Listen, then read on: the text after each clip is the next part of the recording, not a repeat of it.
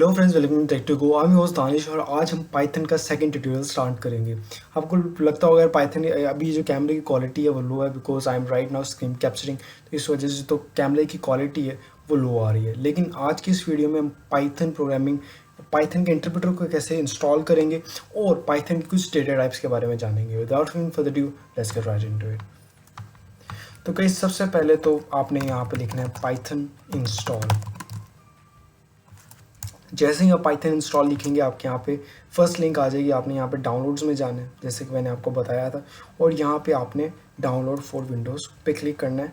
और यहाँ पे आपको पाइथन 3.8.5 इसका लेटेस्ट वर्जन अभी चल रहा है, अब इसको डाउनलोड कर सकेंगे। ये देखना आप, हमारे पास ये डाउनलोड हो चुका है, राइट। तो आप यहाँ पे डाउनलोड पे जाके उसके बाद भी आप यहाँ पे इसके थ्रू डाउनलोड कर सकते हैं, ठीक है।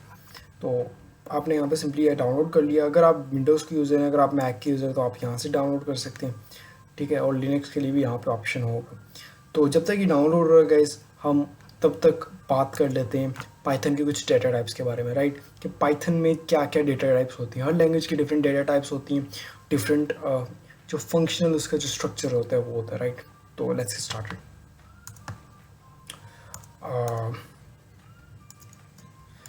तो गाइस ये हमारी कुछ डेटा टाइप्स हैं, आपको नज़र आ रही होंगी। इंटीजर्स, ठीक है, floating point, strings, list, dictionaries, tuples, sets and booleans, ठीक है। तो सबसे पहले हम बात करते हैं इंटीजर्स की। इंटीजर्स क्या होते हैं? इंटीजर्स होते हैं हमारे होल नंबर्स, सच एज 3, 300। तो ऐसे जो नंबर्स होते हैं इंटीजर्स कहलाते हैं। 3, 300, 200 जो हमारे होल नंबर्स होते हैं उनको हम इंटीजर कहते हैं। पाइथन में integer as a data type use होती है। सेकेंड आते हैं फ्लोटिंग पॉइंट। फ्लोटिंग पॉइंट में हमारे पास डेसिमल्स आते हैं, 3.4, 2.6, 300.57, ठीक है। ये सारे जो डेसिमल पॉइंट नंबर्स होते हैं हम उनको फ्लोटिंग पॉइंट नंबर्स कहते हैं। अब आपने गौर क्या करना है, आपने इनकी टाइप्स पे भी ध्यान देना है। ये इनका नेम है गाइस, ये इनकी टाइप है, ठीक है। पाइथन में इंटीजर्स को हम इंट कह के बुलाते हैं, ठीक है। इसका जो सिंटेक्स होता है इंट होता है, फ्लोटिंग पॉइंट का फ्लोट होता है, ठीक है। ये इनके सिंटेक्स हैं इन प्रोग्रामिंग लैंग्वेज, और ये हमारे जनरल वर्ड में यूज़ होते हैं। स्ट्रिंग्स, स्ट्रिंग्स क्या होते हैं? स्ट्रिंग्स होते हैं गाइस कि फॉर एग्जांपल दानिश, जो टेक्स्ट होता है वो स्ट्रिंग कहलाता है इन प्रोग्रामिंग लैंग्वेज, ठीक है। इन कंप्यूटर वर्ल्ड उसको हम स्ट्रिंग कहलाते हैं, कोई भी टेक्स्ट। दानिश, ठीक है, आयशा, कार, राइट। तो ये जो ऐसी आप कह लो कि जो टेक्स्ट होता है वो नेम हो सकता है, वो प्लेस हो सकती है, ठीक है, जिसको हम वर्ड बोलते हैं, या एक सेंटेंस, इवन अ सेंटेंस, ठीक है। जो भी वर्ड्स होते हैं उनको हम प्रोग्रामिंग लैंग्वेज में एक स्ट्रिंग कहलाते हैं। तो these are the strings. Strings को हम रिप्रेजेंट करते हैं एज str, ठीक है, इन पाइथन। ये सब पाइथन की टाइप्स है, ठीक है। मुझे नहीं लगता कि और लैंग्वेज में भी ऐसी कुछ टाइप्स यूज़ होती होंगी, लेकिन अभी हम स्पेसिफिकली पाइथन की बात करें। लिस्ट, लिस्ट क्या होती हैं? List are ordered sequence of objects, ठीक है। अब इसका क्या मतलब होता है गाइस? अगर फॉर एग्जांपल हमने कोई डेटा कैलकुलेट करना है, ठीक है, हमारे पास एक डेटा है, हमने उसको ऑर्डर में लाना है, राइट। उसके लिए हम क्या यूज़ करेंगे? उसके लिए हम स्ट्रिंग्स यूज़ नहीं कर सकते। एक इंटीजर में सिर्फ एक नंबर रख सकते हैं, राइट। फॉर एग्जांपल हमारे पास नंबर्स हैं, एक स्टूडेंट के हमारे पास ग्रेड्स हैं, ठीक है। मैथ का रिजल्ट, इंग्लिश का रिजल्ट, उर्दू का रिजल्ट, ठीक है, हिंदी का रिजल्ट, जैसा भी है, ठीक है। हमारे पास 4-5 सब्जेक्ट्स हैं, उनके हमने नंबर इकट्ठा ऑर्डर में रखने हैं, राइट। उसके लिए हम एक इंटीजर यूज़ नहीं कर सकते। इंटीजर में सिर्फ हम एक डेटा डाल सकते हैं, ठीक है। It is just one data space. String में भी एक डेटा डाल सकते हैं, फ्लोट में भी एक डेटा डाल सकते हैं। अब हम इसको गैदर कैसे करें, इनको इकट्ठा कैसे करें, उनके लिए हम यूज़ करते हैं लिस्ट वगैरह, ठीक है। लिस्ट में क्या होता है, हम डिफरेंट स्ट्रिंग्स या इंटीजर्स को इकट्ठा कर सकते हैं और वो एक ऑर्डर बन जाता है, ठीक है। फॉर एग्जाम्पल 5 ग्रेड्स हैं, उनमें नंबर्स हैं 10, 20, 30, 40, 50, ठीक है। अब हम क्या करते हैं, हम इसको एक लिस्ट में इंक्लोज कर देते हैं, ठीक है। लिस्ट कैसे इंक्लूज करते हैं? हम एक स्टार्टिंग ब्रैकेट डालते हैं, ठीक है, जहाँ से वो हम उस पाइथन के इंटरप्रेटर को बताते हैं कि यार यहाँ से हमारी लिस्ट स्टार्ट हो रही है, ठीक है। उसके बाद अपने वैल्यूज़ डालते हैं। वैल्यूज़ को हम डिफ्रेंशिएट कैसे करते हैं? इंटरप्रेटर को पता कैसे चलता है यार कि इसके बाद ये नेक्स्ट वैल्यू, उसके लिए हम यूज़ करते हैं कोमा, ठीक है। 10 के बाद कोमा, 20 के बाद कोमा, 30 के बाद कोमा, इससे इंटरप्रेटर को पता चलता है यार कि ये जो है ये नेक्स्ट वैल्यू है, ठीक है। अगर 10, 20, 30 लिखेंगे तो इंटरप्रेटर को तो नहीं पता कि कौन सी नेक्स्ट वैल्यू, इसके लिए हम यूज़ करते हैं comma in between the two values. अब जब हमने लिस्ट को क्लोज करना है तब हम एक एंड ब्रैकेट डालते हैं जिसको हम क्लोजिंग ब्रैकेट कहते हैं, और उससे इंटरप्रेटर को पता चलता है यार यहाँ से लिस्ट क्लोज हो रही है, यहाँ तक हमारी लिस्ट है। तो एक एग्जाम्पल देख लेते हैं। ये देखें हमारे पास 10 हेलो और 200.3, ये एक लिस्ट की एग्जांपल है, राइट। अब आपने देखा होगा कि यहाँ पे 10 एक इंटीजर है, हेलो एक स्ट्रिंग है और 200.3 एक फ्लोटिंग पॉइंट नंबर है। तो यही लिस्ट की एक खूबसूरती, एक ब्यूटी है कि हम इंटीजर, स्ट्रिंग्स और फ्लोटिंग पॉइंट नंबर्स को भी एक साथ लिख सकते हैं। फॉर एग्जाम्पल हमारे पास एक स्टूडेंट है, हम उसका नाम, उसका रिजल्ट और उसकी परसेंटेज भी एक ही लिस्ट में लिख सकते हैं। वो एक ऑर्डर बन गया उस पर्टिकुलर स्टूडेंट का डेटा, राइट। तो अब हमने क्या किया, परसेंटेज, क्योंकि आपको पता है कि वो फ्लोटिंग पॉइंट नंबर्स में भी आ सकती है, राइट। उसके लिए हम उसके लिए फ्लोट यूज़ कर सकते हैं इन लिस्ट। और अगर इंटीजर है फॉर एग्जांपल उसके मास, वो तो परसेंटेज पे नहीं आएंगे, राइट। बहुत कम होता परसेंटेज पे आते हैं, लेकिन ज़्यादातर होल होते हैं। उसके लिए हम इंटीजर यूज़ कर सकते हैं और नेम के लिए स्ट्रिंग्स यूज़ कर सकते हैं। तो दैट्स हाउ लिस्ट वर्क्स। उसके बाद आती है यार हमारे पास डिक्शनरी। डिक्शनरी जो है वो बहुत ज़्यादा कमाल की चीज़ है। लिस्ट के लिए हमारे पास जो सिंटेक्स यूज़ होता है वो लिस्ट होता है, राइट, इन पाइथन। डिक्शनरीज के लिए डिक्ट होता है, ठीक है। टाइप पे गौर कीजिएगा। अनऑर्डर्ड की वैल्यू पेयर्स। अब ये डिक्शनरी क्या होती है, राइट। आपके पास यहाँ पे नज़र आ रहा होगा माई की, वैल्यू, नेम, फ्रैंकी, राइट।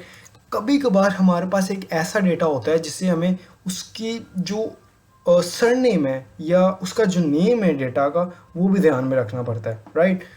तो इसके बारे में एग्जांपल लेते हैं। हमारा एक लॉगिन, हम वेबसाइट्स पे जाते हैं, लॉगिन करते हैं, राइट, रजिस्टर करते हैं। अब वो लॉगिन काम कैसे करता है, राइट। सिस्टम को पता कैसे चलता है यार कि ये जो फील्ड है हमारे पास यूज़र नेम की, वो यूज़र नेम की फील्ड है। ये फील्ड जो पासवर्ड की है, जहाँ पे यूज़र पासवर्ड डाल रहा है, पासवर्ड की फील्ड है।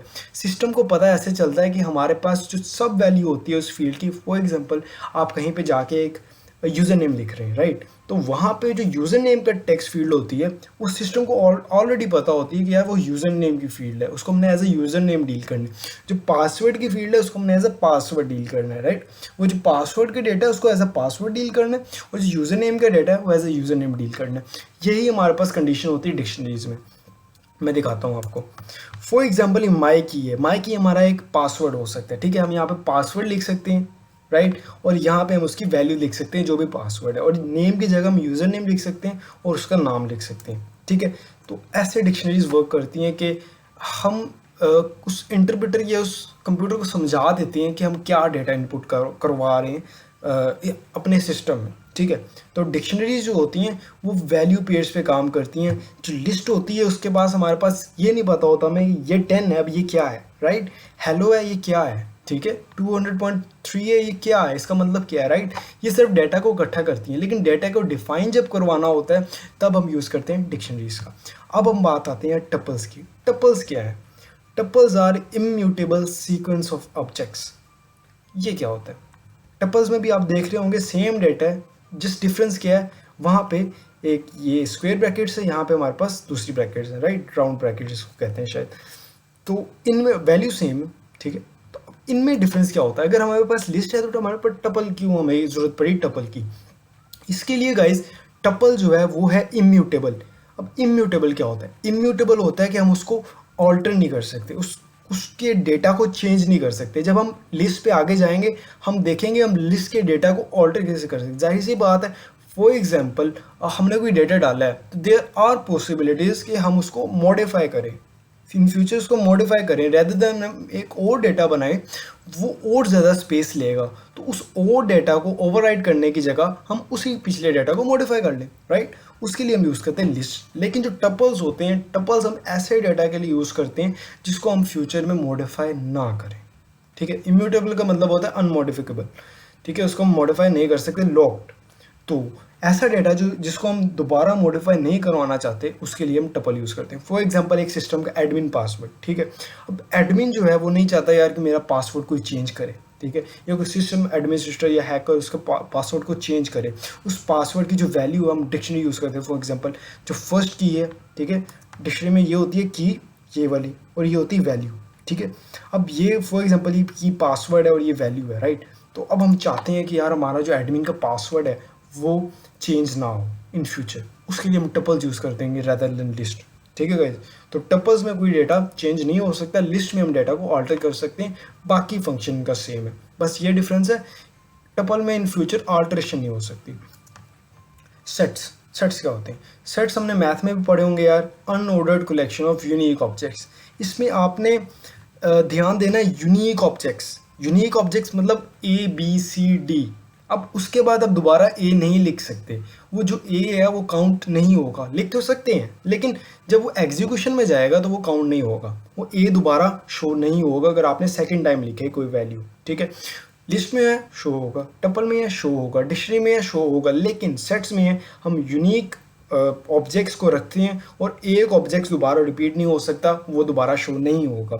एक ऑब्जेक्ट को हम दोबारा अल्टर नहीं कर सकते या उस पर एग्जीक्यूशन नहीं कर सकते, सिर्फ एक ऑब्जेक्ट एक बार ही शो होगा। दानिश एक बार लिख दिया, उसके बाद दोबारा दानिश लिखेंगे तो वो एग्जीक्यूट नहीं होगा या वो शो नहीं होगा इन अ सेट, वो ऑटोमेटिकली सिस्टम डिलीट कर देगा या इग्नोर कर देगा।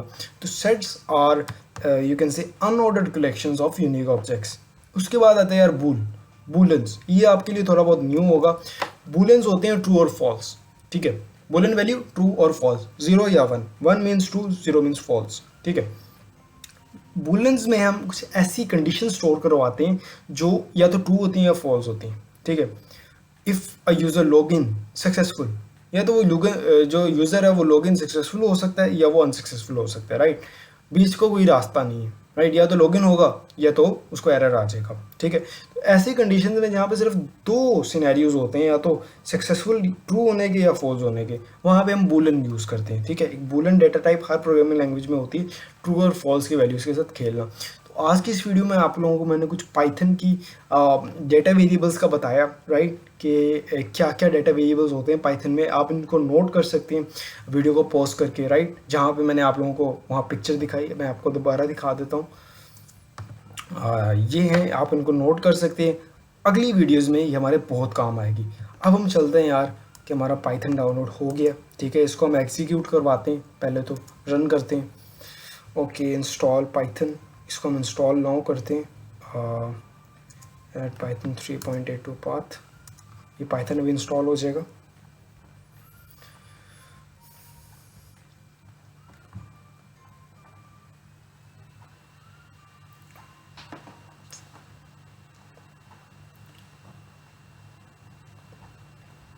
पाइथन बहुत ज़्यादा मज़ेदार लैंग्वेज है गाइस, अगर आप लोगों को इस पर अच्छी खासी ग्रिप है तो दिस इज़ द फ्यूचर, क्योंकि artificial intelligence, machine learning, everything is now coming to the Python, तो you have to learn this.